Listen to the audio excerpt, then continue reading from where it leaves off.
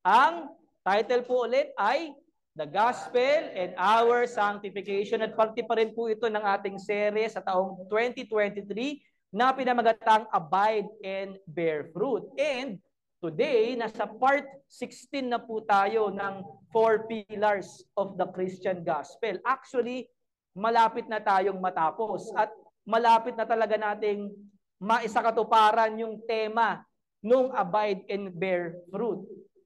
Kasi ang tatalakayin natin for this Sunday ay yung pamumuhay na bilang Kristiyano. And usually kasi, no, especially sa modern churches ng panahon natin, mapapilipinas man o ibang bansa, ang gospel ay tumitigil, okay, yung presentasyon ng gospel ay tumitigil dun sa tinatawag na sinner's prayer kung tawagin. O dun sa pagsabi ng tao na, oo, naniniwala ako, nananampalataya ako. Tapos pray this prayer at ligtas ka na. Wala ka nang kailangang intindihin pa.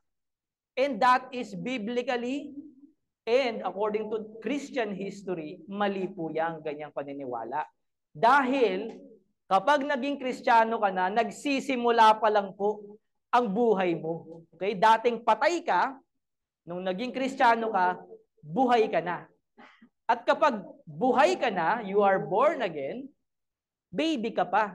Nagsisimula ka pa lang sa pagiging baby Christian. So ang baby, ano ba dapat?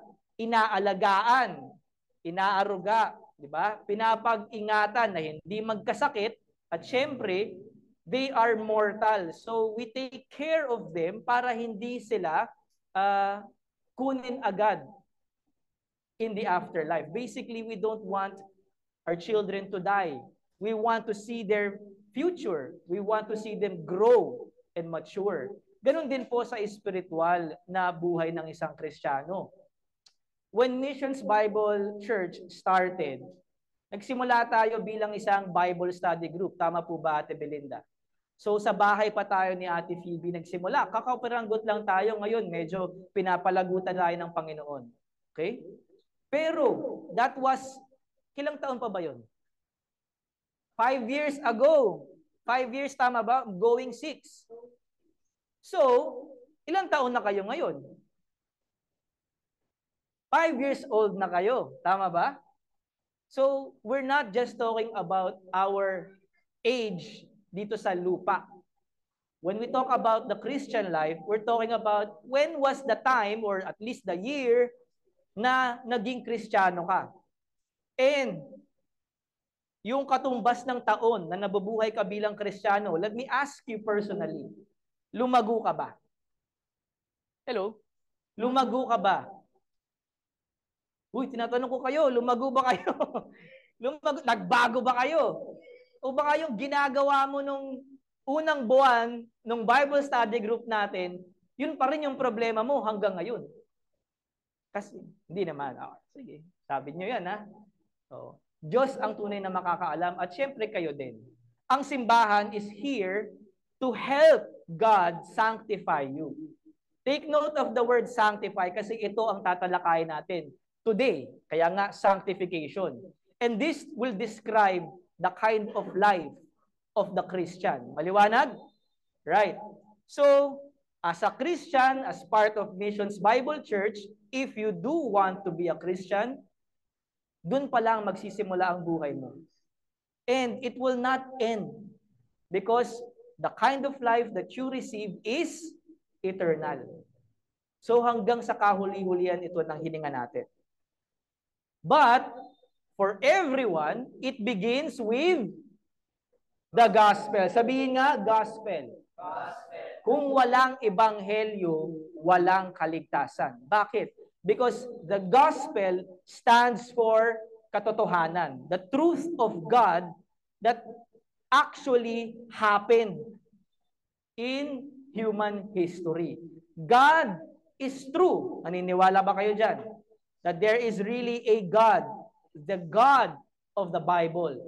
And so the gospel includes who is God and who is man. Sino ba tayo bilang nilikha?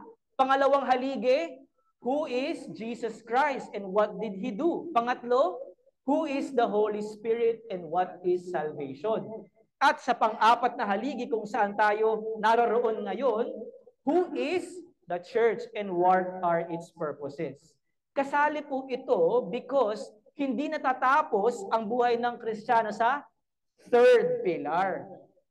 Okay? Once you identify, once you become a Christian, a convert, again, you become part of the church at doon nagpapatuloy na ang bagong buhay mo sa kontekstong iyon.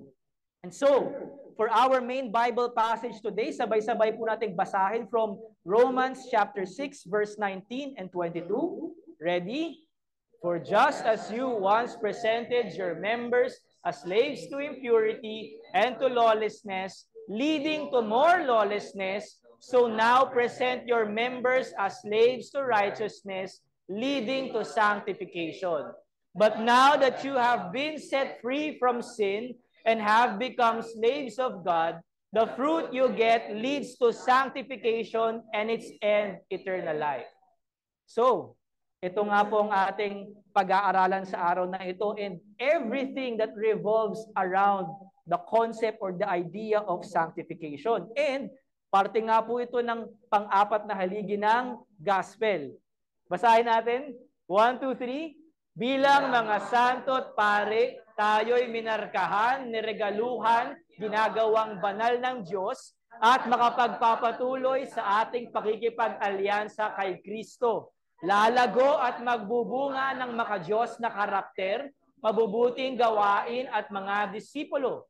Sa pamamagitan ng ating pananampalatayang matyaga, matiisin at masunurin, ating makakamtan ang muling pagkabuhay mula sa kamatayan sa pagbabalik ni Jesus.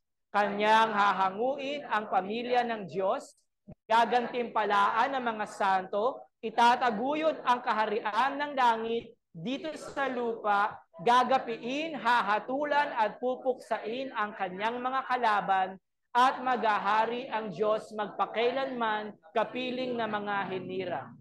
What we just read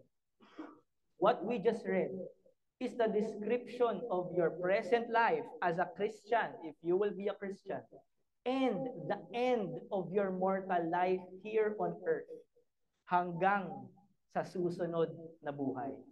Maliwanag? This is basically the map, the ending of the map of our human existence on earth. Hindi ito sekreto, it's in the Bible. And yan nga ang aaralin natin sa mga susunod na linggo. But for today, we will focus on this part, on the first part ng pang-apat na haligi. Watch out for these bold letters, okay? Natapos na nating talakayin yung pagmamarka, yung pagkakaroon ng spiritual na regalo. Ngayon naman, yung ginagawa ng Holy Spirit sa atin na gawin tayong banal. Okay? At may kaugnayan yan sa susunod na mensahe natin, na tayo ay ginagawa o tayo ay santo at pari na ngayon kay Kristo. Okay? So we focus today sa ginagawa ng banal na Diyos o ginagawang banal tayo ng Diyos as a Christian. Let me just clarify. If you are not a Christian yet, your good works is not acceptable to God. Okay? Let me just make it clear para hindi na kayo malito. If you are not a Christian, you are not yet part of this. So the challenge to you today is, especially for our birthday celebrants na narito at wala dito, if you would ever hear this message, in your life today, na binigyan ka ng bagong taon, and alam mo na may mga days to come ka pa, how would you decide to live those remaining days on earth? Would you like, or when will you decide to live those days, those remaining days, for God, that you are acceptable and that those days will not be wasted because yun ay mga araw na ginagawa kang banal ng Diyos?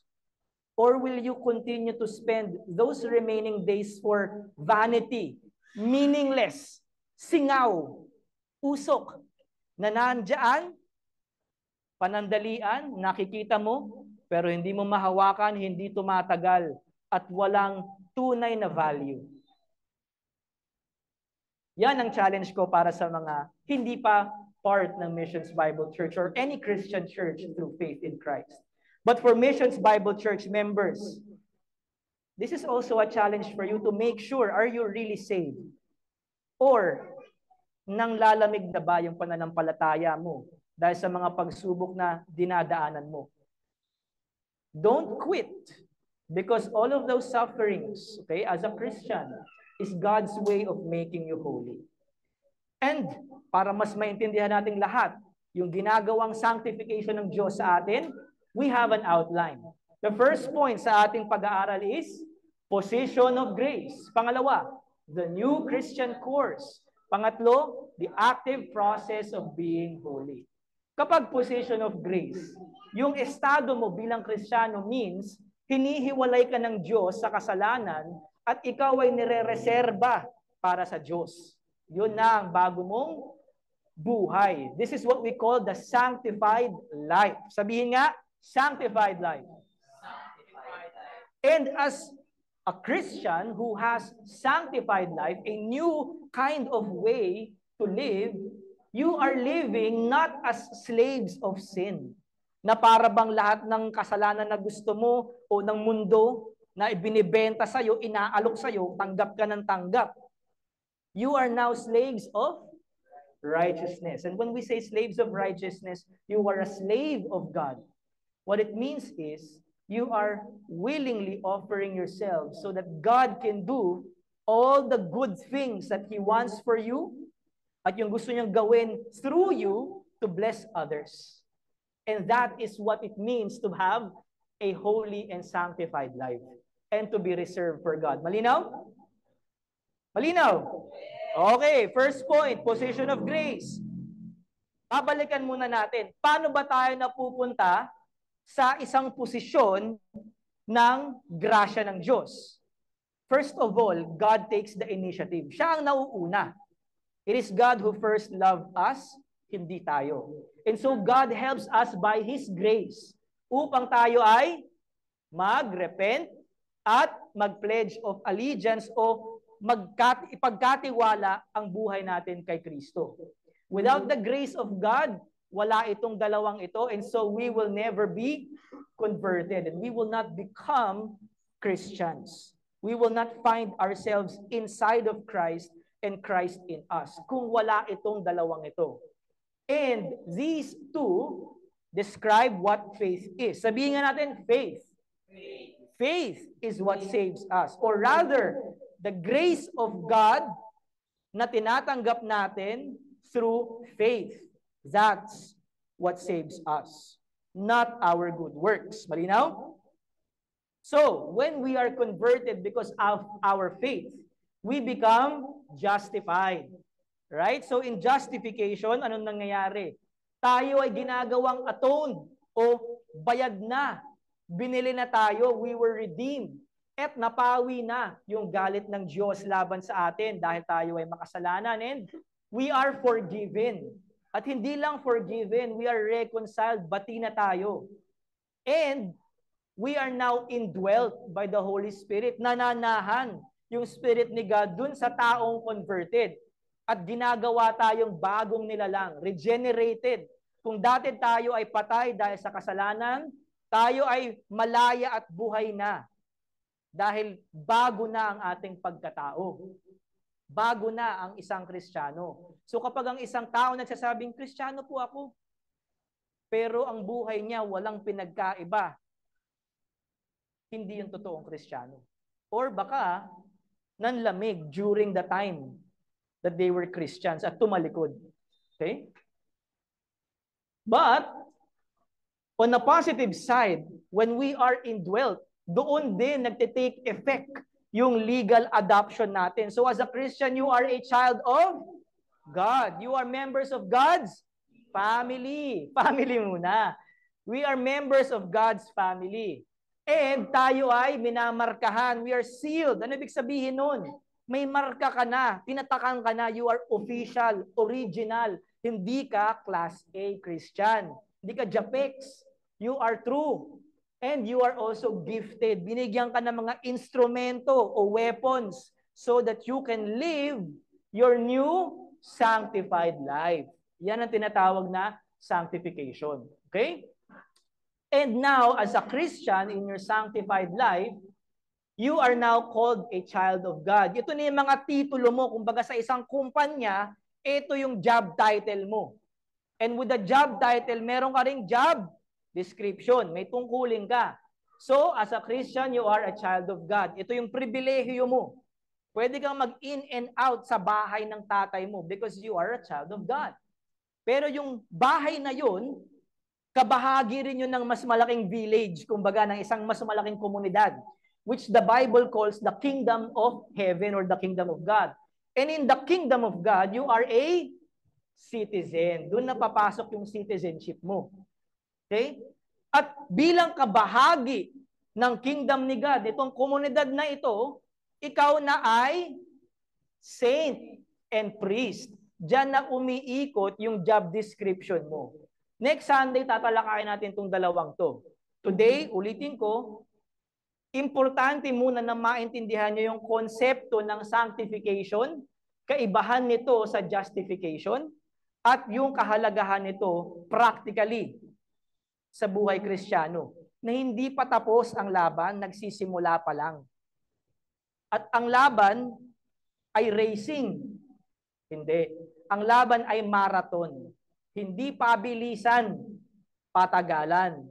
Endurance po, perseverance, diligence, hindi fastness or quickness. Hindi pagalingan, hindi patalinuhan, kung hindi faithfulness. Kung naligtas ka sa grasya dahil sa faith, yun din ang magiging dahilan kung bakit ka magpapatuloy. Hindi magbabago yun. Maliwanag? Alright. Moving on. Sabi nila, ang sanctification daw ay proseso o resulta ng continuous work ni God sa buhay ng isang Kristiyano sa pamamagitan ng banal na Espiritu, yung power ng Holy Spirit. And ito ay nangyayari after justification. Ba? Justified muna. Bago ka nasa-sanctify. Pwede nating sabihin na you are declared not guilty by God so that He can make you holy. Binili ka ng Diyos, ginawa kang pag-aari ng Diyos para paliguan ka, damitan ka, at bigyan ka ng purpose in life. Not the other way around. Malinaw? Hindi sinasabi ng Diyos, maglinis ka muna, magdamit ka muna, magkaroon ka muna ng purpose in life, gumawa ka muna ng mga good works, maging successful ka, and then I will accept you. Hindi po ganun ang Kristyanismo. Okay? Sa lahat ng relihiyon sa mundo, ang tunay na biblikal at makasaysayang Kristiyano na pananampalataya lamang ang nagsasabing naliligtas ka dahil sa pananampalataya at hindi sa gawa. Malinaw? If a religion, kahit sinasabi niyang Kristiyano siya, ay may dinadagdag sa proseso ng kaligtasan na binigay sa atin ng Panginoon, which is by faith, hindi na po yun Christian. Tumitigil na po yun sa pagiging Kristiyano. Dahil hindi na po siya nakasalalay sa grasya ng Diyos, kung hindi sa inyo na. Para mo nang sinabing, kaya mong tapatan ang kabanalan ng Diyos sa pamamagitan ng sarili mong kabutihan. That can never happen because God is holy. What does holy mean? Morally pure, divinely unique. No one else is as holy as God. But God can make you holy. Amen? And yun ang ibig sabihin ng pagiging sanctified. God will make you holy. God will not wait for you to be holy to accept you. God will accept your faith, so He will make you holy. Malinaw? Alright, tuloy tayo. Malinaw sabi nyo. Una sa lahat, when God makes you holy, God separates you for Himself. Sabihin nga, separation to God. Separation to God. Pag separation to God, what it means? Walang kahati dapat si God sa buhay mo. Sabi ni Jesus, you cannot serve two masters. Either you hate the one or love the other. You cannot serve both God and money. Okay? Or fill in the blanks. You cannot serve God and career.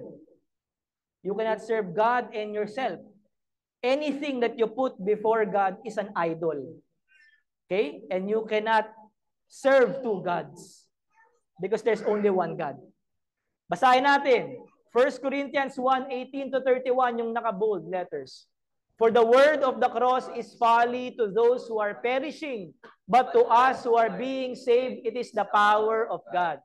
For it is written, tuloy po tayo, I will destroy the wisdom of the wise, and the discernment of the discerning I will thwart. Where is the one who is wise? Where is the scribe? Where is the debater of this age? Has not God made foolish the wisdom of the world? For since in the wisdom of God, the world did not know God through wisdom, it pleased God through the folly of what we preach to save those who believe. For Jews demand signs and Greeks seek wisdom, but we preach Christ crucified, a stumbling block to Jews and folly to Gentiles. But to those who are called, both Jews and Greeks, Christ the power of God and the wisdom of God, for the foolishness of God is wiser than men, and the weakness of God is stronger than men. Let's continue. For consider your calling, brothers. Not many of you were wise according to worldly standards. Not many were powerful. Not many were of noble birth. But God chose what is foolish in the world to shame the wise. God chose what is weak in the world to shame the strong. God chose what is low and despised in the world, even things that are not, to bring to nothing things that are, so that no human being might boast in the presence of God. Let's stop there. If you see in verse 30, ito yung laging sinasabi ni Manny Pacquiao. Basahin nga natin. And because of him you are in Christ Jesus, who became to us wisdom from God, righteousness and sanctification and redemption. So that as it is written, let the one who boasts, boast in the Lord. Alam ko, hindi tayo masyadong gamay sa wikang Ingles, so I will explain this to you. First, Paul, yung nagsulat ng Bible verse na to, si Apostle Paul, is explaining to his receivers, his recipients, that the gospel is considered foolish. Okay? Kabobohan sa mata ng mundo ang gospel. At ito ay kahinaan o kawalan ng kapangyarihan by those, the people, who are wise and powerful according to the standards of the world. Pansinin mo ang mga tanyag, matatalino, mayayaman, makapangyarihan, influential dito sa mundo. Kahit dito na lang sa barangay natin. Sila mismo yung mga taong walang pakialam sa gospel at sa Diyos. Bakit? Because to them, they already have what they need. They already have what they want. Without saying it, they are saying, we are our own gods because we are wise and strong. Yang gospel na yan, huwag ka magpapauto sa mga yan. Peperahan ka lang ng mga yan. Question, may hiningi ba akong pera sa inyo rito? Okay, so it's not always that way. Kapag totoo ang gospel, totoo rin ang pakikisama. And totoo rin ang kapangyarihan at karunungan na binibigay nito sa mga maniniwala. Yet, for us, the Christians who believe and experience the regenerating power of God, kung ikaw ay talagang ginawang bagong nilalang, then you know for certain that the gospel brings the saving power of God. Walang makakanakaw sa'yo ng personal experience mo nung binago ka ni God. Malinaw? But the world's wisdom and idea of power, walang panama yan. It cannot match yung sinasabi nilang kahinaan at kabobohan ng ebanghelyo ng Diyos. Bakit? Dahil ang tunay na katotohanan ay hindi kung ano ang sinasabi ng mundo, kung hindi ang sinasabi ng Diyos, na siya ay omnipotent or all-powerful at omniscient or all-knowing. And it is seen dun sa gospel. Ano ba yung laman ng gospel? At the core of the gospel, it is what Jesus Christ has done. Na ang Diyos ay nagpakumbaba, isinantabi ang pagiging Diyos niya upang mabuhay ng perpektong buhay para sa atin, mamatay sa krus, maghirap at mamatay sa krus, and after 3 days, ano nangyari? Talo ba siya? No, he won. After 3 days, Jesus rose from the dead, proving that he is truly the Son of God. And the gospel really has power to save. Pero sa mga presko, mataas ang tingin sa sarili, kalokohan yan, di totoo yan. Okay? Ako ang gagawa ng buhay ko, ng tatahakin kong destiny. I will make my destiny. I am answerable to myself. Diba? Yun ang mensahe ng mundo eh. Ang mensahe ng ebanghelyo is, lapit ka sa akin, anak. Sumuko ka sa akin at bibigyan kita ng buhay. Ng tunay na karunungan, tunay na katwiran, tunay na pagiging banal, at ikaw ay mapapalaya sa iyong mga kasalanan. We have that in Jesus Christ. And God is the reason for that. Hindi tayo. Okay? Also, when we are sanctified, tayo ay binibigyan ng divine nobility and honorable purpose. Ano ibig sabihin nun? Para sa mga taong minamaliit ang kanilang sarili o minamaliit sila ng society. Mahirap lang kayo, wala kayong pinag-aralan. Hindi kayo makapangyarihan, hindi kayo mga dugong bughaw. Diba? Ang apelyido mo, hindi ganito, hindi ganyan. Wala kang kaalyansang partidong malakas. Whatever the world says, wala yon sa pwedeng gawin ng Diyos. And He can give you nobility and honorable purpose na walang kapantay. Amen? Sa Pilipinas, ano yung mga apelyidong kilala? Ba, yung mga political dynasty. Sa buong mundo, ano yung mga bansa o mga impero na malalakas na hindi pwedeng pumalag ang mga maliliit na bansa tulad ng Pilipinas? Whatever those are, it means nothing kapag ang Diyos ang nagsabi, you are noble. You have an honorable purpose. You are a person, a man of honor because God says you are by faith in Jesus. Malinaw? So kung mahirap ka, tapos Kristiyano ka, hindi ibig sabihin nun, wala kang halaga sa kaharian ng Diyos. O hindi ka nakapagtapos, wala kang maidudulot na kabutihan sa kaharian ng Diyos. Hindi nababase doon ang iyong pananampalataya o ang iyong paglago o ang iyong value. Your value is found in Jesus.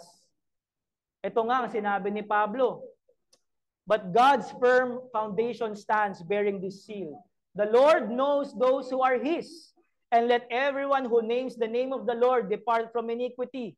Lumayo daw kayo sa makasalanan. Now, in a great house, there are not only vessels of gold and silver, but also of wood and clay. Some for honorable use, some for dishonorable. Therefore, if you are saying you are a Christian, o gusto mong magkaroon ng tunay na halaga ang buhay mo, if anyone cleanses himself from what is dishonorable, by faith, he will be a vessel for honorable use, set apart as holy, useful to the master of the house, ready for every good work. Anong requirement? Pananampalataya lang po. Kung totoo yang sinasabi mong pananampalataya na yan, kahit kasing liit pa yan ng buto ng mustasa, lalaki yan dahil ang Diyos ang magpapalago. Sanctification is also describing your new relationship that you have with God as a Christian. Sinasabi ni Pablo sa Acts 26. Si Jesus pala ang nagsasabi kay Pablo sa Acts 26. Dinedescribe ni Jesus yung ministry ng isang apostol. Sabi niya, I am sending you to open their eyes so that they may turn from darkness to light and from the power of Satan to God. Yan ang ginagawa ng mga ministro. That they may receive forgiveness of sins. Para daw makatanggap kayo ng kapatawaran. And a place o posisyon among those who are sanctified by faith in me or Jesus. Kapag narampalataya ka daw kay Jesus, nagkakaroon ka ng posisyon kung saan ikaw ay banal at ginagawang banal ng Diyos. Kapag sinasanctify din daw ang isang tao, ang kumikilos nito sa buhay ng Kristiyano ay ang Holy Spirit. He is the agent of our sanctification. Okay? At nagsisimula yun kapag nanahan na siya sa'yo after your conversion. At nagpapatuloy ito hanggang sa makapasok ka sa buhay na walang hanggan. Kapag naging Kristiyano ka na, wala nang labasan to. Tuloy-tuloy na to. No? Alam niyo yung kasabihan, ewan ko kung sino yung mga gang-gang dito, no? May kasabihan kami noon sa panahon namin, yung ride or die. Ibig sabihin, kung sasali ka sa pangkat na to, hindi ka na lalabas dito hanggat hindi ka mamatay. Yun ang ibig sabihin nun. Ganon din sa Kristyanismo, pero hindi patungkol sa kasamaan. Patungkol sa pakikipag-alyansa mo sa bago mong master. Sino yun? Si Jesus Christ. Okay? At hindi tayo dahil sa alipin ng kasamaan o tayo ay sandata ng Diyos para gumawa ng kasamaan, magpalaganap ng kadiliman. Hindi. Bagkus ito ay tayo ay alipin ng kabutihan upang magpalawak ng liwanag. And I'm telling you, as a Christian, you cannot be a coward. Okay? In facing trials as a Christian, it requires boldness of faith. Katapangan na nagmumula sa pananampalataya. Hindi yung tapang na angas. Okay? Ang tawag doon, ampaw. Ang tunay na maangas ay nagmumula dun sa kanyang confidence because Christ has given him salvation. At ang tunay na quote-in-quote maangas ay hindi yung handang manakit o gumawa ng masama. Bagkus, ito yung taong handang magpatuloy na magsakripisyo ayon sa pananampalataya. Amen? That is what it means. Right? So, the Holy Spirit in us, okay, makes our offerings of good works to God and to fellow men acceptable. So as a Christian, gagawa ka ng simpleng good work. Magsisend ako sa group chat ng aking devotion. Good work po yun para kay God. Hindi ko alam ba't walang gumagawa nun sa atin. Good work po yun kasi inutusan tayo ni God na palakasin ng bawat miyembro mula sa mga natutunan mo sa salita ng Diyos. If you do that, you are offering a sacrifice of worship to God. And if you don't do it, you are not offering anything to God. It's a command. If you don't do it, anong ginagawa mo as a Christian? You are serving yourself. Or worse, baka iniisip mo, God is here to serve you, to make you successful, to make you rich, to give you a comfortable life. That's not Christianity. As a Christian, you are the one serving God. Hindi po si God ang nagsaserve sa atin. Malinaw po. And God accepts it because of the Holy Spirit. Nililinis niya yon, ginagawa niyang katanggap-tanggap kahit imperfect yung ginagawa mo. Basta out of faith in the correct gospel. Isa pa, sa 2 Thessalonians, sabi din ni Pablo, we are saved through sanctification by the Spirit and belief in the truth. This He called you through our gospel so that you may obtain the glory of our Lord Jesus Christ. So then, brothers, stand firm and hold to the traditions that you were taught by us, either by our spoken word or by our letter. Ano ibig sabihin nun? Nagsimula ka, narinig mo yung gospel, tapos naniwala ka dun sa katotohanan na yun. Tapos na ba? Hindi pa, kasi sabi niya, meron pang sanctification by the Spirit. Yun yung patuloy, yung continuous faith mo. Pero this time, it's not so that you will believe in Jesus, but this time so that you will continue in your belief in Jesus. Hindi pa tapos. Kaya sabi niya, stand firm, huwag kang mag-give up. Kasi pag tumigil ka, wala ka rin namang mahihita eh. Ito, Christian ka na. Tapos, Lord, ayoko na. Pagod na ako eh. Daming nangyayari. Ang hirap pala maging Kristiyano, quit na ako. Sa tingin mo, okay buhay mo? Di rin naman eh. Kasi kahit naman hindi ka Kristiyano, mahirap pa rin naman yung buhay mo eh. Di ba? Hindi ka naman, okay, wala na ako kay Jesus, yayaman ako. Hindi naman ganun eh. sabihin natin, at tanggapin na natin, all of us go through hardships kahit hindi tayo Christian. Tama? So, ba't ka titigil?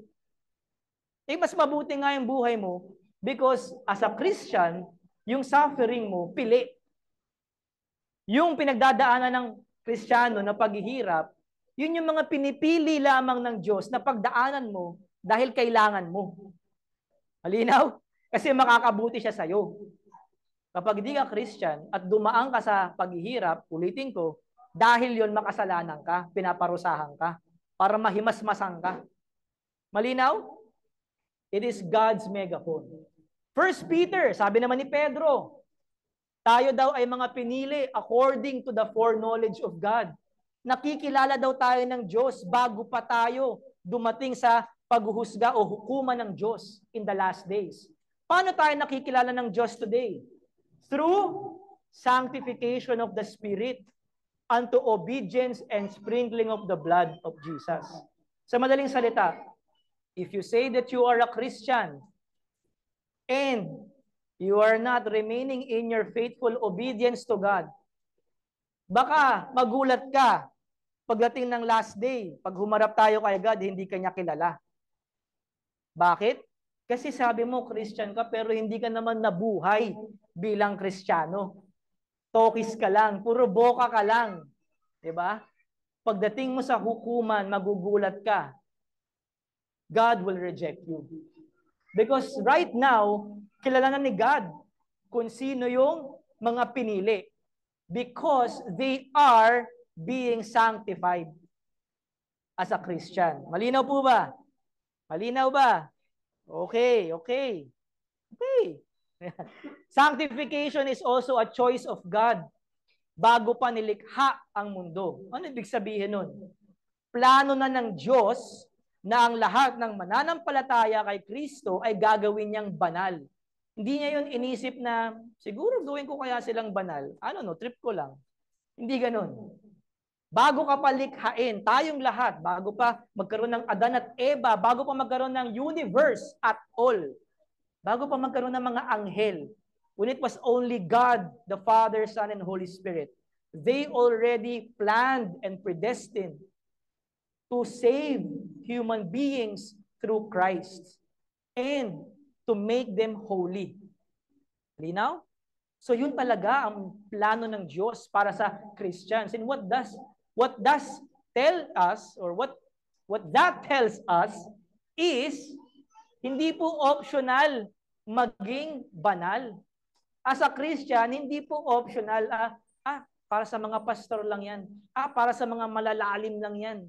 Hindi. When you are a Christian, God planned that you will be holy through faithful obedience. Sabi nga sa Roma, for those whom He foreknew, He also predestined to be conformed to the image of His Son. Hinuhubog ka, hinuhulma ka. Kay nino? Sa imahe ng Diyos Anak. Kung sino si Kristo noon when He was in His earthly life 2,000 years ago, hindi mo man yon na witness dahil hindi ka pa buhay nun. Whatever God is commanding for you as a Christian at yung ginagawa ni God sa buhay mo na tinatama ka niya, that is patterned to who Jesus Christ is. And so, yung mga kapitbahay mo na hindi pa Christian, kahit hindi pa nila alam yung gospel, and obviously hindi pa nila nakita si Jesus, when they look at you, sino ba dapat makita nila? The image of the Son of God. Question, girls and boys, si Jesus ba ang nakikita nila sa atin when they look at you? Si Jesus ba ang naririnig nila sa atin? Yan ang mga challenges para sa atin. Ephesians 1, sabi rin ni Pablo, God chose us in Him, speaking of Christ, before the foundation of the world, that we should be holy and blameless before Him. So yung mga nasa loob daw ni Kristo, pinili na ng Diyos bago pa likhain ng mundo na sila ay maging banal at maging walang kapintasan. This does not mean perfection. Okay? It means yung proseso na gawin tayong banal. Okay? Take note of that. I will explain it later on. But for now, what is our big idea, children? 1, 2, 3. Bilang mga santo at pare, tayo'y minarkahan, niregaluhan, ginagawang banal ng Diyos at makapagpapatuloy sa ating pakikipag-alyansa kay Kristo. Lalago at magbubunga ng mga Diyos na karakter, mabubuting gawain at mga disipulo. That is our Christian life. The new Christian course, the sanctified life, for our second point. Before we continue, naalala niyo pa ba itong mga bilog-bilog na to? Okay. So just a refresher. When you became a Christian, when you were converted, you now have an individual union with Christ. You have a personal relationship with Jesus and you are a child of God. Yun yung una, yun yung immediate. Kaya nga, ang gawain mo, ang buhay mo, ikaw lang ang mananagot para dyan. Walang proxy. Because there is a sense that there is an individual personal relationship. Pero, as a Christian, hindi tayo nag-iisa at wala tayong sariling mundo. Okay? Tayo ay kabilang sa mas malawak pa na mundo. Ano yun? Una, yung local church. Ito, this is the local church. Itong lokal na komunidad. But this local church is not the only church. This is also part of the greater church. Ito yung universal church. Ito yung lahat ng Christian sa buong mundo, sa lahat ng kasaysayan ng mundo na may tamang paniniwala. And only God knows kung sino lahat ng kabilang dito. Okay? Pero hindi pa natatapos doon. Ang universal church ay kabilang ng kingdom of God, ng kaharian ng Diyos. Malinaw? So as a Christian, ito ang mundong ginagalawan mo na. Hindi na yung mundo ng barangay ninyo. Although nandun ka nakatira. Hindi na yung mundo ng angkan ninyo. O ng political allegiance mo. O ng partido mo. O kung miyembro ka man ng isang brotherhood. O ng isang gang. O ng kumpanya. Whatever human institution that you have, hindi na yon ang ginagalawan mo. Iniwan mo na yon for this. Malinaw? As a Christian, ito ang pinapasok mo, kapatid. Ito ang pinasok mo. Ang bagong buhay. Although nabubuhay tayo dito sa lupa, nakikisama tayo, hindi yun na magdidikta ng konteksto ng ating bagong buhay. Malinaw? So, what does that mean? To be sanctified or to sanctify a Christian means you are set apart for God. Ulitin ko, for God. Reserved. Alam niyo yun, pag sa restaurant, ay sir, bawal po mo po dito kasi ito ay reserved para kay Nino. Dito sa mga VIP. Ikaw, VIP ka. VIP ka rin sa mata ng Diyos. You are set apart for God. Pangalawa, to sanctify is the effect of the death of Christ to the convert. Epekto yun, hindi ng kabutihan mo, kung hindi ng ginawa ni Kristo para sa iyo. Pangatlo, to sanctify is separation of the Christian or the converted believer away from the world. Hindi lang sa isip, no? Christian ako, ayoko yan, galit ako dyan. Pero yun din naman pala yung ginagawa mo. Ang tawag doon, hypocrite. Okay? But also, and more prominently, in your behavior, by the Father through the Word. Habang tinuturuan ka ni God, ano ang buhay Kristiyano, ginagawa mo yun. Hindi yung turo ng turo ang Diyos, turo ng turo ang pastor, okay yan, okay yan. Amen. Pag uwi, wala namang naalala, walang ginawa. Paulit-ulit lang. 3 years, 4 years, 5 years, 10 years, ganun lang. Sa tingin mo ba, pag hinarap mo si God in Judgment Day, kilala ka niya? I think not. Hebrews 10, sabi ni writer ng Hebrews, And by God's will, we have been sanctified through the offering of the body of Jesus Christ once for all. Sinabi rin ulit ni Pablo, to the church of God that is in Corinth, to those sanctified in Christ Jesus, called to be saints together with all. Yan. So yan talaga ang estado ng simbahan at bawat miyembro na bumubuo rito. Kaya nga, tinatawag tayong saints. Hindi pa yan ang topic natin, pero it's interesting kasi ang salitang saint ay wikang Ingles, correct? Hango yan sa salitang Latin o sanctus. Okay? Yung salitang Latin na yon ay hango sa salitang Griego na hagiatso. Okay? Ayan o, hagiatso. And it means or it is referring to holiness. Okay? So kapag sinabing you are a saint, hindi yun dahil dineklara ka ng isang relihiyon na ito, santo na to, na pagbutuhan na. Diba? Hindi ganon. You are a saint because you were made holy by the death of Jesus Christ. Because you are in Him by faith. Yun ang ibig sabihin ng saint. Kasi yun ang ibig sabihin ng sanctify. Malinaw po ba? Okay, let's move on. Kung ikaw ay saint, you have a new course of life. Sino yung mga K11, K12 dito? Taas kamay. Okay, good. Baba nyo na. Basa.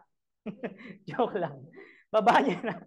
Di ba pag namili kayo ng strand, ano yung mga strand na available ngayon? Business Administration, STEM, ABM, whatever. Meron bang economics dito? Meron bang mga social arts dito? Liberal arts? Yan. Yan ay course, kumbaga. And when you go to college, magiging, kumbaga, yan na yung official na strand mo leading up to your future career.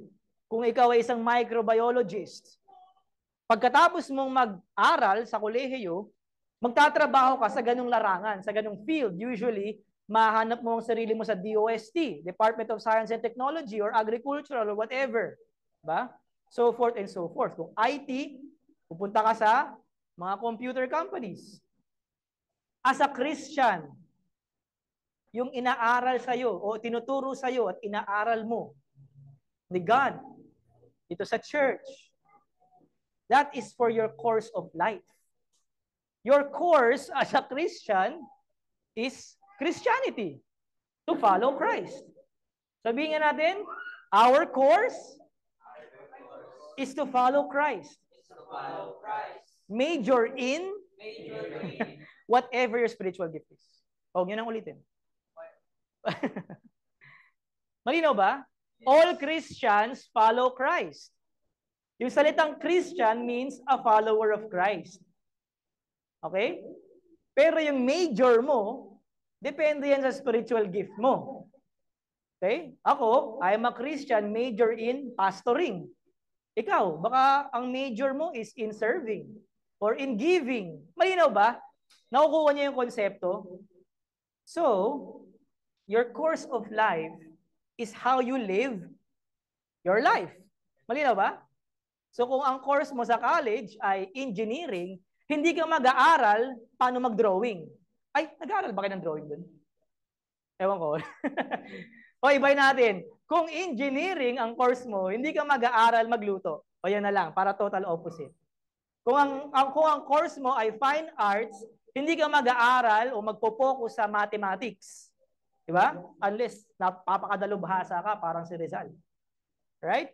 So, sinasabi rin ni Pablo sa 1 Thessalonians, for this is the will of God, your sanctification. Ang will ni God para sa iyo ay magpakabanal o gawing banal. That you, what? Abstain from sexual immorality. For God has not called us for impurity but in holiness. Example lang dito yung sexual immorality. Okay? Pero kasama dyan, of course, yung lahat ng kasalanan. Malinaw? We have to abstain from that. Ano ba pag sinabing abstain? Layuan, tigilan, walang koneksyon sa atin, sa ating kurso, ang kasalanan. Malinaw? So, let me explain this to you further. We are encouraged as Christians by being reminded of what are the instructions of God to us, of how to walk that is pleasing to God. Question, saan natin nahahanap ang instruction ni God? Saan? Sa Bible. Good. Good. Saan pa? Sa simbahan. Good. Good. Ginagawa ba natin? Yeah. We are reminded, not just educated, but as we are taught, we are also reminded na gawin mo to. Okay? Because meron tong mga nakalaang consequences.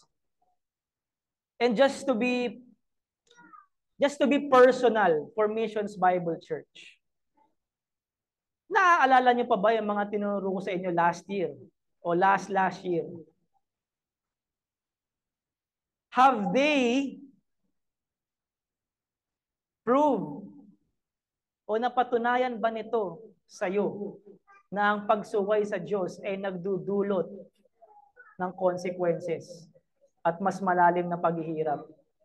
Dahil ito ay resulta ng kasalanan. Ano ba yung mga lessons natin last year, yung mga serye natin? Natalakay natin yung kung ano yung biblical na simbahan, correct? Ano yung malusog na tahanan. And today, inaaral natin, or this year, yung abide and bear fruit, yung pamumuhay Kristiyano. We are taught by God in the Bible. Kaya wala tayong dahilan para magulat tayo sa mga nangyayari sa buhay natin kapag tayo ay sumuway sa tinuturo sa atin ng Diyos, sa inuutos ng Diyos. The question is, bakit hindi mo siya pinaniwalaan? Bakit hindi mo siya isinapuso? Bakit hindi mo pinagkatiwalaan yung warning ni God na mangyayari talaga to pag hindi mo to sinunod? Yun yung challenge din sa atin. As we live now, as a Christian, if you are faithful and obedient to God, good job. But it doesn't stop there. Because it is not about perfection. It is about progressive increase. Sabihin nga, increase of faithful obedience to the commands of God. The focus here is not on achieving on some level of perfection, but in growing faith. Kapag ang halaman, buhay, pipilitin mo ba itong lumago? Kusang loob na lumalago ang buhay na halaman. Pero kapag lanta na ang halaman, mabubuhay pa ba yun? O tanggalin mo sa lupa yung halaman, mabubunga pa ba yun? Patay na yun, automatic. So, the focus is increase o progressive increase of faith. Yung pananatili at paglalago. Dahil yun ang natural na nangyayari sa buhay na Kristiyano. Sanctification is the will of God for the church and every member. It is God's purpose and desire for all those who are in Christ and members of God's family to live pure and holy. It is by learning from God as He teaches it to us by His Word. It is also purposed earnestly and undeviating and involves continuing and remaining faith and the abiding of Christ in our hearts. This is our part. This is yung active part. Nag-aaral ba tayo ng salita ng Diyos? Hindi natin pwedeng gamitin dahilan yung di kasi ako sanay mag-aral eh. Hindi ako sanay nakapagtapos eh. Mahina ako eh. Wala na yun. Because you are a new creation. Ang meron na lang is tamad ka ba? Okay? Tamad ka ba? Gusto mo ba? And the irony here is yung kagustuhan to know God, hindi yun pinipilit. It comes natural. Sabi ko nga sa inyo, kung buhay yung halaman, kusang lalago yun. Bigyan mo lang ng tubig, araw, pataba, lalago yun. Di mo kailangan, lago ka na ha. Diba meron pa nga kinakausap yung halaman. Hindi ko lang ba't nila ginagawa yun. Diba? Lalago yun pag nandun yung nutrients. The nutrients is there, the Word of God and the Spirit of God. Question, buhay ka ba? Gusto mo ba? Kasi pag wala yun, pag lagi mo sinasabing, natatalo ako ng antok ko, ng schedule ko, ng katamaran ko, ng kahinaan ng isip ko, whatever, baka hindi ka buhay. Kasi ang Kristiyano may kapangyarihan na gawin yung mga kabutihan ni God at gusto nila yun. Pinipilit nila yun. Madapa man sila ng isang araw, isang linggo, hindi sila nakapag-devotion, pero sobrang broken-hearted na yung taong yun, correct? At gusto niyang ulitin at magpatuloy ng mas malakas pa. Tama? Pero yung taong okay lang, busy ako eh. Next time na lang. Yun yung may mga marka na baka hindi talaga siya buhay. Kasi walang umuudyok sa kanya. Kaya mag-ingat tayo. This is the purpose of this message. Buksan natin yung ating mga kaisipan. Let's self-reflect. Because Christians strive for peace with everyone. Pag strive, ano yung strive? It's work. Pinagsisikapan. Because He likes it. He wants it. He needs it. For the holiness. Because without which, no one will see the Lord. Hindi ka ba natatakot dun? See to it that no one fails to obtain the grace of God. If you are not continuing in your faith, living a holy life, o yung hindi ka sumusuko sa pag-udyok, na sabi ng Holy Spirit, dito ka, wag ka dyan. Okay na yan, Christian na ako. Wala nang kaparusahan ng kasalanan ko. Go na tayo dyan, kahit ano man yan. Kabahan ka kapag ganun ka. Because without holiness, you will not see the Lord. At ang kausap po dito ng writer ng Hebrews ay mga Kristiyano, hindi po unbelievers. Kung wala kang sanctification, kahit sinabi mong baptize na ako nun, hindi mo makikita si Lord. Hindi ka makaka-obtain ng grace of God or eternal life. Because the holy character is present in the person going through sanctification. Hindi nito binibigyan tayo ng kaligtasan. Bagkus, ito yung proseso para gawing totoo yung faith mo na tumatanggap ng kaligtasan. Ito yung patunay na ikaw ay ligtas. Kailan ka binaptize? Let's say 2015, 14, tama ba? Hindi ko alam, alala. 3 years ago, 5 years ago, nabaptize ka. Maybe saved ka nun. Today, are you still in that faith? Do you still have that same faith the day that you were baptized? Because faith is what receives grace. Okay? It cannot be transferred. It cannot be given to someone. It is an individual possession that gradually is built up in the manner of Christ's love. Hindi rin ito pagalingan ulit. Nagawa ko to, nagawa ko yan, nagawa ko lahat ng nasa covenant natin. Ang tanong, ginagawa mo ba to? Because God loves you and you love your neighbors. Marami din kasi na Kristiyano na totoo and sometimes they are confused. They hate sin, but they fall into the trap that they hate sin because somehow they feel God will accept them more. It's not because they love God or they love their neighbors. It gives them the parang the feeling na I am better than them because I do this. Or I will be accepted by God because I do this. Sometimes may ganong confusion. Tama ba? And ingatan natin yun because that is salvation by good works. We do these things because of love. Okay? And as we obey God's word and follow the examples of Christ, yun ang perfect example of what love is. Okay? Ito yung mga Bible verses na nagtuturo sa atin ng mga bagay na yan. And finally, we are doing this also in the power of the Holy Spirit. Hindi sa lakas natin.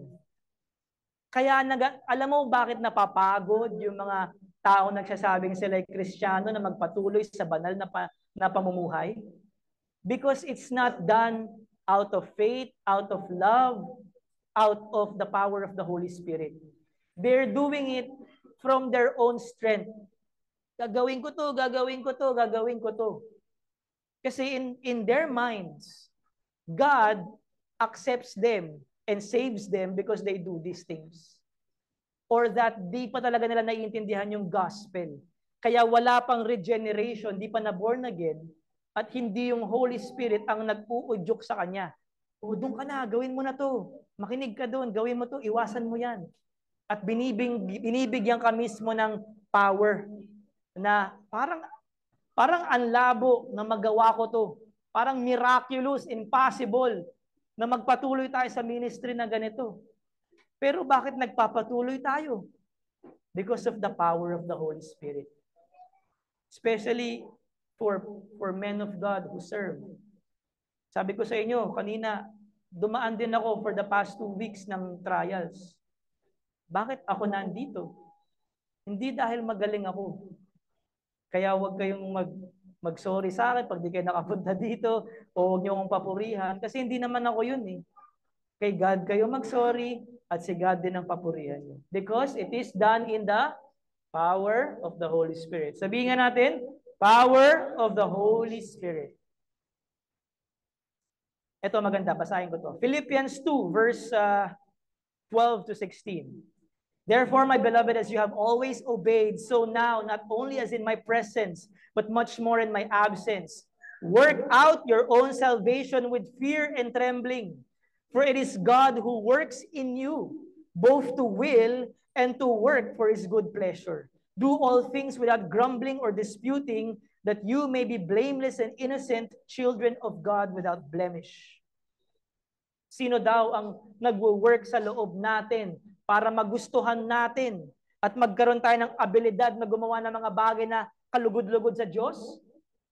Sabi sa verse 13, it is God who works in you. It's not you, it is God whom you accepted by faith in Jesus Christ, nananahan yung Holy Spirit of God, kaya si God ang kumikilos sa'yo. Yung hindi mo alam bakit naiinis ka kasi hindi sumusunod yung mga tao sa batas. Bakit tinuturo yung gospel pero ayaw sumuko ng tao at maniwala ng tao kay Jesus? Yung nalulungkot ka kasi nakikita mo, nahihirapan sila sa murang edad nila, nalulong, napariwara, napunta sa sitwasyon na nakakadamay sila ng ibang tao dahil sa mga kasalanan nila. Nalulungkot ba kayo sa ganun? Broken hearted ba kayo doon? Yung sobrang ang tamlay na ng katawan mo na nagkakasakit ka na, nagkaka-hyperacidity ka na. Kasi hindi mo maintindihan bakit ganun pa rin yung nangyari. Ilang taon mo nang tinuruan yun. Meron ka bang ganun? Kasi pag may ganun ka, that means meron kang Holy Spirit. Siya yun eh. Kasi the Holy Spirit is grieved. God is grieved, nalulungkot kapag nakikita niya kayo na nagiging ganun kayo. O tayo ay nadudula sa kasalanan. Sumusuko. Ayaw magpatuloy. Pumipili ng ibang mga Diyos-Diyosan. Nalulungkot ang Diyos. He is grieved. Kaya yung mga Kristiyanong pinananahanan din ng banal na Espiritu, they are also grieved. They are also sad. What is our big idea? Bilang mga santo at pari, tayo'y minarkahan ng ginawang banal ng Diyos at makapagpapatuloy sa ating pakikipag-alyansa kay Kristo, lalago at magbubunga ng maka-Diyos na karakter, mabubuting gawain at mga disipulo. For our third and final point, patapos na po tayo, the active process of being holy. This is your participation, being a slave of righteousness. Basahin po natin ito. Ito yung main Bible passage natin kanina. Beginning in verse 6. Ready? I am speaking in human terms because of your natural limitations. For just as you once presented your members as slaves to impurity and to lawlessness, leading to more lawlessness, so now present your members as slaves to righteousness, leading to sanctification. For when you were slaves of sin, you were free in regard to righteousness. But what fruit were you getting at that time from the things of which you are now ashamed? For the end of those things is death. But now that you have been set free from sin and have become slaves of God, the fruit you get leads to sanctification, and it leads to eternal life. And its end, eternal life.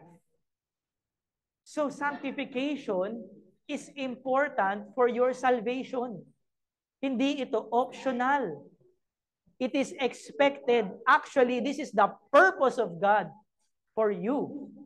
So talagang nalulungkot ako sa mga bagong simbahan o modernong simbahan na nagtuturo ng one save, always save. Mag-pray ka lang dito, ligtas ka na. 3 minutes lang, Kristiyano ka na. Sobrang nalulungkot ako talaga doon dahil yun yung namamayagpag sa panahon natin at maraming naloloko. Kaya maraming taong nag-iisip na Kristiyano sila pero walang pagbabago sa buhay nila. At magugulat sila sa araw ng paghuhukom na hindi sila kilala ng Diyos. Kasi hindi naman nila kinilala ang Diyos sa kanilang members of the body. Meaning yung sa pagkatao nila, hindi lang sa isip, hindi lang sa puso, kundi sa mga gawain. They did not offer their life to God as slaves of righteousness. Malinaw ba? So now that you are hearing this, especially Missions Bible Church members, first, apply this in our life para hindi tayo hipokrito. And second, share it dun sa mga taong kilala ninyo na hindi tama ang pagkakaalam sa kaligtasan. But to explain this further, in our union at pakikipag-isa in our identifying with Christ through faith symbolized in the rite of baptism, it means, once again, malaya ka na sa slavery of sin at sa mga penalties nito. Basically, when you are converted, tapos namatay ka bigla, hindi ka pa dumaan sa sanctification, save ka. Yun ang ibig sabihin nun. You are saved. Pero habang buhay ka pa, sinadya ng Diyos na dumaan ka sa paglilinis, pagpapabanal. Kaya nga, to live is in Christ and to die is gain. Pag nabuhay ka, mabuhay ka para kay Kristo. At kung mamatay ka, win-win situation yun para sa Kristiyano. Kaya nga ang Kristiyano, kagustuhan niya actually yumao na. Basahin niyo yung Philippians. Yun ang sinasabi ni Pablo. Gusto ko na ngang umalis dito sa lupang ito kasi ibig sabihin nun, makakasama ko na si Jesus. Pero dahil kailangan niyo pa ako, I will stay. Gusto ko rin magstay. That is the mentality of the Christian. Thus, you are exhorted, encouraged, as the logical conclusion of your newness in life, to live with Christ or to live like Christ with Him. Ang sanctification o pagpapabanal sa atin ay hindi lamang aktibidad ng Diyos na ating tinatanggap when we were spiritually born again. Bagkus ito rin ay ating partisipasyon na mag-resist sa kasalanan. Labanan ng kasalanan and to willingly, kusang loob na magpasakop sa leading of the Spirit of God na nagbibigay sa atin ng energy, ng kapangyarihan to will and to do God-pleasing works that show our faith and salvation to be true. The Christian's mortal life on earth is lived by faith in resistance to sin and in loving obedience to God. This is basically your life. Kung naboboard ka dito, wala na akong magagawa dyan. Okay? Pagdasal mo na lang na, Lord, kunin mo na ako. Ako, sometimes yun yung prayer ko talaga. Even before na bago pa ako nagkaanak. Especially nung single ako. My prayer is, actually nung naging Christian ako, one of my excitements as a Christian is, ready na ako mamatay. I'm waiting to die. So when I became a Christian sa kulungan, I was excited na I will die soon. Or if I die in jail, I will die soon. And I will be with the Lord. I was actually expecting na maaga akong mamamatay.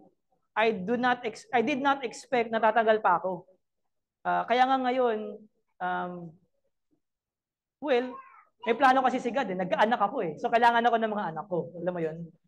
But hindi nawawala sa mind ko na the better or the greatest life that I could ever have is not here on earth. It's not really with my children or my family. But it is with God. And so, ito rin yung nagbibigay sa akin ng encouragement na dapat yung mga anak ko at yung asawa ko kasama ko. Malinaw? Kasi kung hindi ko sila kasama, malungkot. Pero at the end of the day, masaya pa rin ako kasi kasama ko si Christ. No one is greater than Christ in my life. And the day na may iba pang tao na mas mahalaga sa buhay mo, except kay Christ, that is the day that you are guilty of idolatry. And your wife, your children, your family could be your idols. The family can be an idol. Jesus said, he who loves mother or father, brother or father, mother-in-law, father-in-law, sister-in-law, or brother-in-law more than me is not worthy of me. Jesus also said, deny yourself and carry your cross. If you want to be my disciple, deny yourself and carry your cross. This is basically what the Christian life is about. Okay? And we live it out until the day of our last dying breath. Literal. Na yung huling, may catheter sa leg mo, may cancer ka o may sakit ka, pero Kristiyano ka, natatakot ka, naghahalo yung takot at pananampalataya sa isip mo dahil mamamatay ka na eh. Lord, take me with you. Yun yung araw na yun na ang makikita mo si Christ. Literal na last dying breath. Pero in your last dying breath, if you deny Christ, lahat ng taon na sinabi mong Kristiyano ka, walang kwenta yun. If you say, bakit mo hinayaan maging ganito? Tinatakwil kita. Tapos patay ka na? Kung totoo yung pagtalikod mo sa Diyos, hindi ka makakapasok. Hindi ang mukha ng Panginoon ang makikita mo. It is important, ulitin ko mga kaibigan at mga kapatid, it is important that you live this sanctified life until the day of your last dying breath unto eternity. Kasi sa huling hininga mo dito sa lupa, yun ang unang araw mo sa presensya ng Diyos. At kung hindi ka makakapasok sa gate na yun, tapos na ang karera mo. Malinaw. Kaya importante itong last dying breath na to na nasa pananampalataya ka. Kahit maghirap ka dahil dito sa dying breath na to, kahit iwan ka ng lahat ng mga taong minamahal mo, para sa last dying breath na ito, makapasok lang tayo sa eternity. Okay yun. That is the goal. Sabihin nga, that is the goal. To enter eternity. Amen. That is the goal. That is the goal. So if it's your birthday today, we don't know when will be the last day of your life here on earth. But the goal is enter eternity. Make sure that you are in Christ today. Sunod, again, ang sanctification ay ang proseso that we live out what God has already declared true of us in justification. And it seems to me from this passage that what God is truly looking for in sanctification is your faith working in love and holiness. That little by little, you are conformed to be more like Christ up to the point of death. Colossians 3, sabi ni Pablo, seeing that you have put off the old self with its practices, hinubad mo na daw, and have put on the new self, sinuot mo na parang damit, ang bagong buhay na pagiging Kristiyano which is being renewed, binabago every day in knowledge after the image of who? Its creator. Hindi ng idol mo. Hindi ng mga plano mo sa buhay mo. Hindi ng mundo, but of its creator. And herein is our love made perfect, that we may have boldness in the day of judgment. You are confident to die because as you are, or as Jesus is, you are also in this world. Kung ikaw ay Kristiyano, good. And if you live according or like Jesus in your life here in this world, you will be confident in the day of judgment. Because you know for yourself, I did place my faith in Christ and I did surrender my whole life to Him. Kung sigurado ka na binago ka ni God, you also have to be sure sa huling hininga mo that you are also in Christ and you live like Him. Malinaw? Don't just be sure that I've experienced to be born again. Naalala ko pa yun, 1983, 1987. But also be sure that I did live like Christ in my new life. And then you will be truly made perfect in love. Ano nga po ulit ang ating big idea sa ating pagtatapos? Bilang mga santo at pare, tayo'y minarkahan, niregaluhan, ginagawang banal ng Diyos, at makapagpapatuloy sa ating pakikipag-alyansa kay Kristo. Lalago at magbubunga ng mga Diyos na karakter, mabubuting gawain at mga disipulo. Friends, especially kayong mga kabataan, BK, your present or your past does not decide yung magiging future mo. What you are currently facing, yung pinagdaraanan mo ngayon in your family, sa buhay mo, that should not dictate who you should be tomorrow. Today is the day of reckoning. Hindi mo kailangan sapitin yung mga consequences ng mga kasalanan ng mga taong kilala mo. And maybe nadadamay ka sa mga kasalanan nila. You don't have to go that route, especially sa mga kabataan, because you have your future ahead of you. Even sa may mga edad, ganito na kami. Malalim na yung taib ko eh. Masamang damo na ako, ganito na ako. Di totoo yun. Kilala nyo ba yung thief on the cross? Yung katabi ni Jesus, nung nakapako siya, in his last dying breath, anong sinabi niya? Lord, remember me when you enter into your kingdom. And in his last dying breath naman ni Jesus, anong sinabi ni Jesus sa kanya? Today, you will be with me in paradise. Yung sa kahuli-hulihan ng buhay niya, bilang buhay kriminal, bilang buhay makasalanan, sa kahuli-hulihan ng hininga niya, nanampalataya siya kay Kristo. And ironically, sa unang araw ni Kristo, after His death, ang kasama niya, yung criminal na yun. Amen? Amen. That could be you. That could be your future. Kung ano yung nangyayari ngayon sa magulang mo, sa past mo, sa mga anak mo, sa asawa mo, o sa sayo mismo, you still have breath. Buhay ka pa. Naririnig mo pa ang salita ng Diyos. Nandiyan pa ang grasya ni God. Andito ka nga eh. Suko ka na. Wala ka namang mapapala dito sa mundong to. Ang mundong ito, kasama ng huling hininga mo, mawawala. So, here are our final thoughts and realization. As we close, dito na tayo magtatapos, mga kaibigan at mga kapatid. English to, but bear with me. Okay? This is also to educate you, to exercise your thinking. Unang realization ko sa pag-aaral ko nito, and I want to share this with you, with everyone. Sanctification is to be in a position of grace that is separated and reserved for God's noble purposes. It is used to the believer in separation from evil things and ways and in their new relationship with God and creation in Christ.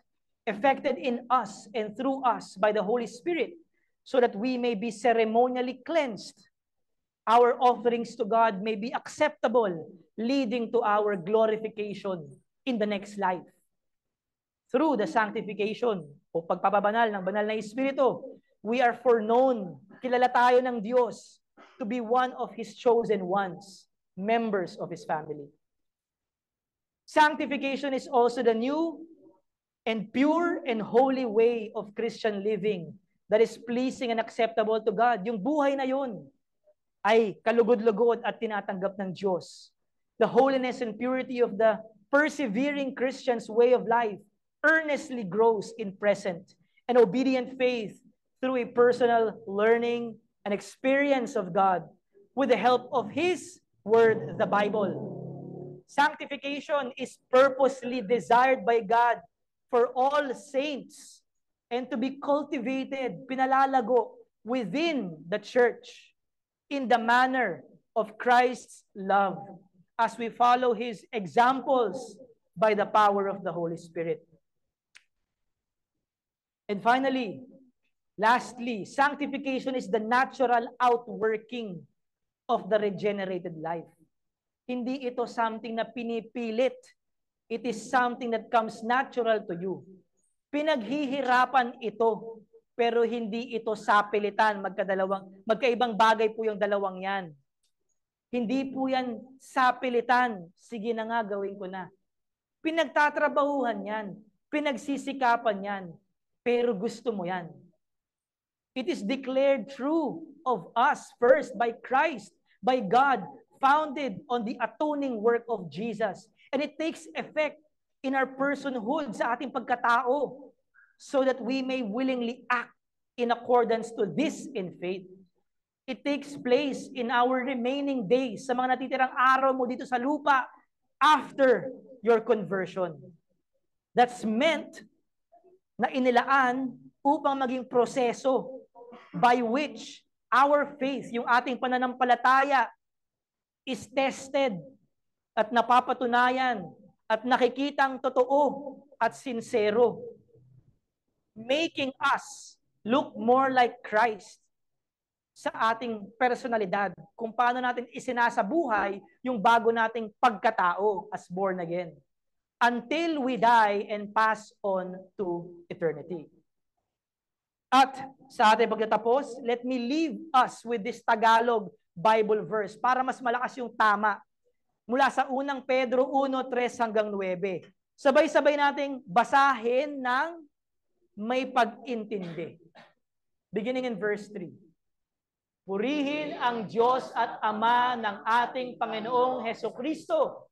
Sa pamamagitan ng kanyang malaking kahabagan, ay muli tayong ipinanganak sa isang buhay na pag-asa sa pamamagitan ng muling pagkabuhay ni Hesukristo mula sa mga patay, tungo sa isang manang hindi nasisira, walang dungis at hindi kumukupas na inilaan sa langit para sa inyo, na sa kapangyarihan ng Diyos ay iniingatan sa pamamagitan ng pananampalataya para sa kaligtasan na nakahandang ipahayag sa huling panahon.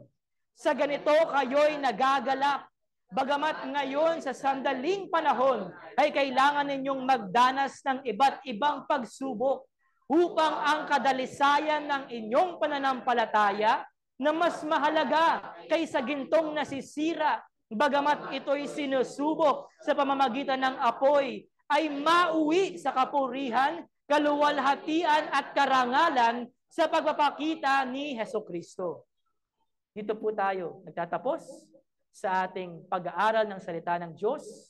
And I hope na marami po tayong naintindihan at naisapuso mula sa mensahe ng Panginoong Diyos para sa atin sa linggong ito. And I pray that as we stand and offer a worship to the Lord, we will sing this with truth in our hearts, that we want to be a part of this sanctified life.